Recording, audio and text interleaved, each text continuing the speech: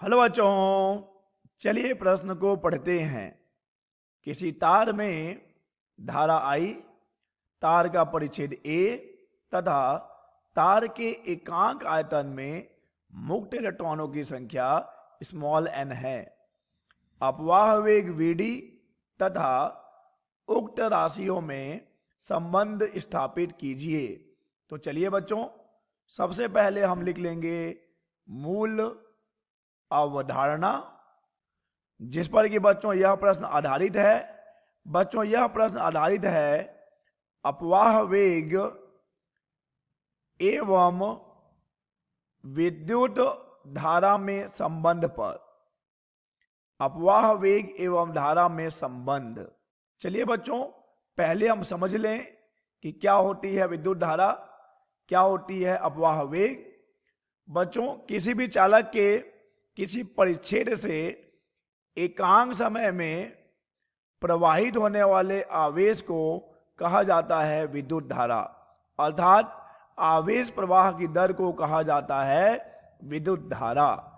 बच्चों चलिए अब हम समझ लें कि क्या होता है अपवाह वेग। ये रहा एक चालक, मान लीजिए कि इस चालक का अनुप्रस्थ परिच्छेद है A, ठीक है बच्चों। तो बच्चों क्या होता है अपवाह वेग। बच्चों हम जानते हैं किसी भी चालक में बहुत ही अधिक मात्रा में मुक्त इलेक्ट्रॉन होते हैं, और बच्चों ये इलेक्ट्रॉन उष्मीय विक्षोभ के कारण गति करते रहते हैं, और अपितु इनकी जो गति है बच्चों वह अनियमित होती है, अनियमित गति होती है बच्चों। तो अगर हम देखें कि इन मुक्त इलेक्ट्रॉनों का किसी भी एक दिशा में परिणामी वेग क्या है बच्चों, तो इन इलेक्ट्रॉनों का जो परिणामी वेग मिलता है बच्चों शून्य होता है। परिणामी वेग क्या है? शून्य है। किसी भी एक दिशा में इनका परिणामी वेग फिलहाल शून्य है, और इसीलिए बच्चों धारा का प्रवाह हमें देखने को नहीं मिल रहा है। परंतु बच्चों जब इस चालक के सिरों पर हम विद्युत क्षेत्र आरोपित करेंगे, उससे क्या होगा बच्चों। चलिए मान लेते हैं कि हमने विद्युत क्षेत्र आरोपित किया इस दिशा में, उससे बच्चों इन इलेक्ट्रॉनों पर एक बल लगेगा। हम जानते हैं कि ऋण आवेशों पर विद्युत क्षेत्र के विपरीत बल लगता है, तो विद्युत क्षेत्र के कारण इन इलेक्ट्रॉनों पर एक बल लगेगा, और उस बल के कारण बच्चों ये सभी के सभी इलेक्ट्रॉन जो हमने बैटरी लगाया हुआ था, जिसकी सहायता से हमने विद्युत क्षेत्र लगाया हुआ है, उसके धन सिरे की ओर क्या होंगे बच्चे, ये खींचे चले जाएंगे। और बच्चों इलेक्ट्रॉनों के इस औसत वेग को ही हम कहते हैं अपवाह वेग, जिसे कि हम बच्चों दिखाते हैं Vd से। और हम जानते हैं बच्चों Vd बराबर होता है minus E capital E upon M गुना टाउ। ठीक है बच्चों, Vd बराबर जिसे हमने नाम दिया है किसका, जिसे हमने नाम दिया अपवाह वेग का, या इसे ही बच्चों हम कहते हैं अनुगमन वेग, माइनस E कैपिटल E बटे M और ये टाउ। तो बच्चों Vd तो है अपवाह वेग, E है एक इलेक्ट्रॉन का आवेश, कैपिटल E है लगाया गया विद्युत क्षेत्र, स्मॉल m है एक इलेक्ट्रॉन का द्रव्यमान, और टाउ जिसे कि हम कहते हैं बच्चों विश्रांति काल, विश्रांति काल। तो बच्चों अपवाह वेग हम समझ चुके हैं कि अपवाह वेग वह नियत औसत वेग होता है जिससे कि मुक्त इलेक्ट्रॉन बाह्य विद्युत क्षेत्र के प्रभाव में किसी चालक में प्रवाहित होते हैं। ठीक है बच्चों। और बच्चों अगर हम बोलें कि विश्रांति काल क्या है, तो बच्चों देखिए जब इलेक्ट्रॉन गति करते हैं तो उनके बीच टक्कर होती है। किसी भी इलेक्ट्रॉन के और दो क्रमागत टक्करों के बीच का जो समय है बच्चों, उसे ही हम कहते हैं विश्रांति काल। तो चलिए बच्चों अब हम इस प्रश्न की मूल अवधारणा को समझ चुके हैं। हमने समझ लिया है कि भाई क्या है अपवाह वेग, क्या है धारा, अपवाह वेग का सूत्र, विद्युत धारा का सूत्र, और अब वक्त है बच्चों इनमें संबंध स्थापित करने का। क्योंकि प्रश्न में हमसे यही कहा जा रहा है कि मान लीजिए कि आपके पास एक तार है जिसमें I धारा प्रवाहित हो रही है, उसका अनुप्रस्थ परिच्छेद A है, और उसके एकांक आयतन में इलेक्ट्रॉनों की संख्या कितनी बच्चों, स्मॉल n है, और अपवाह वेग Vd है। तो हमें इनके मध्य संबंध स्थापित करना है बच्चों। हम जानते हैं इनके मध्य संबंध क्या होता है, I बराबर n E a Vd होता है। तो हमें इसी संबंध की उत्पत्ति करनी है। तो चलिए बच्चों हम ले लेते हैं एक चालक, एक बहुत ही प्यारा सा चालक। ये बच्चों हम ले रहे हैं एक चालक, ये हम चालक का बना ले रहे हैं अनुप्रस्थ परिच्छेद, अनुप्रस्थ परिच्छेद।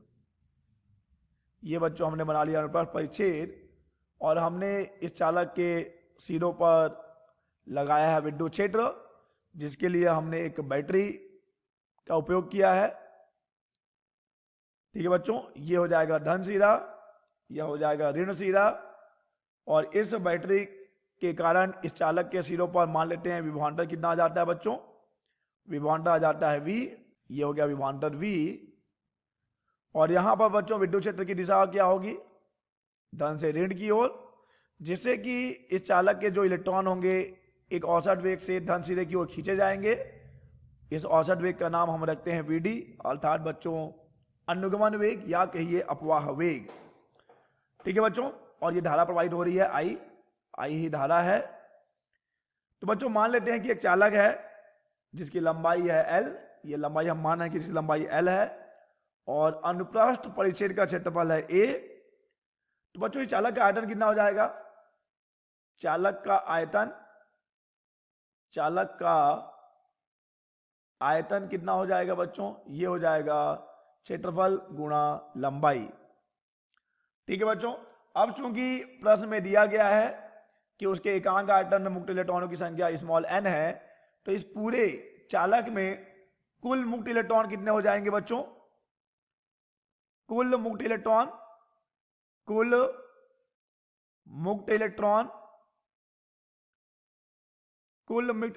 इलेक्ट्रॉन कितने हो जाएंगे बच्चों, ये हो जाएंगे, इसे अगर हम कैपिटल N से दिखा दें तो हो जाएंगे AL आयतन इंटू एकांक आयतन में इलेक्ट्रॉनों की संख्या। अब बच्चों हम जानते हैं कि एक इलेक्ट्रॉन पर कितना आवेश होता है, एक इलेक्ट्रॉन पर E आवेश होता है। तो बच्चों चालक में कुल आवेश कितना हो जाएगा, चालक पर कुल आवेश कितना हो जाएगा बच्चों, चालक पर कुल आवेश।